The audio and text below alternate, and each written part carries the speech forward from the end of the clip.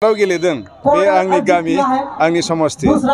दिनै मोनसे जों सुजुग मोनदों जोंनि बे फिसा गामिखौ इन्टारनेशनेल मोनसे कान्ट्रि जोंनि नेबार कान्ट्रि भुटाननि प्लेयार भुटान दैदेनगिरिफोरखौ जों दिनै गावनि फिल्डआव लाबोनो हादों आरो जोंनि जायफोरनाखि बयजोंबो मोजां मोनजाग्रा बर'नि आर्टिस्टफोर बिथांमोनाबो दिनै जोंनि गामियाव फैनाया जोंनि थाखाय खोब गोग्गाथाव ओंखायनो आं गोजोनदों आरो मोनसेया जाहैबाय भुटान आरो इन्डिया जोंनि गेजेराव जिहेतु मोनसे रिलेशन भुटान इंडिया जी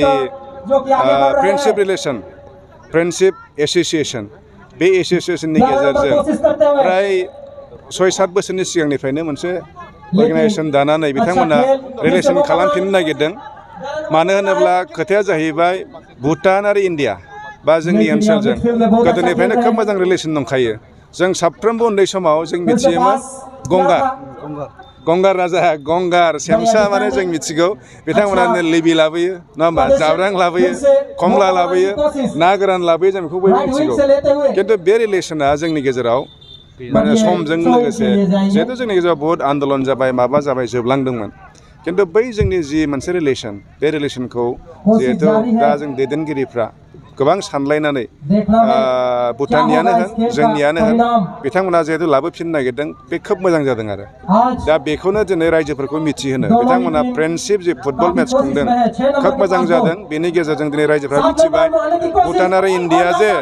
रिलेशन खालामफिननो बिथांमोना सेस्था खालामगासिनो दङ बे खोथाखौ दिनै रायजोफ्राबो मिथिबाय आरो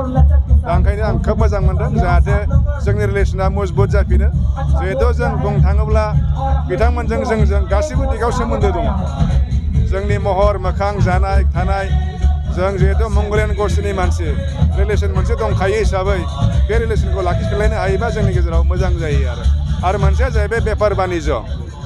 जोङो जिहेतु खाथियावनो मोनसे नेबार कान्ट्रि दं इन्डिया आरो भुटाननि गेजेराव जोंनि जि